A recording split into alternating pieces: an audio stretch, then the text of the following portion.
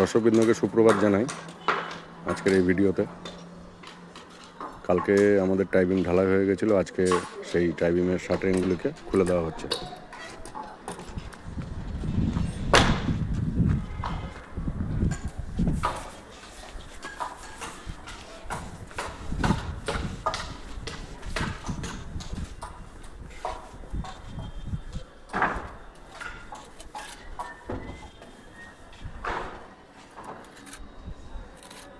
প্রতিবারের মতোই আপনারা দেখতে পাচ্ছেন আমরা কলমগুলি ডিশার্টেটিং করার পরে যে গ্যাপগুলো বেরোয় সেগুলোকে আবার সিমেন্ট দিয়ে পেচ আপ করে দিই।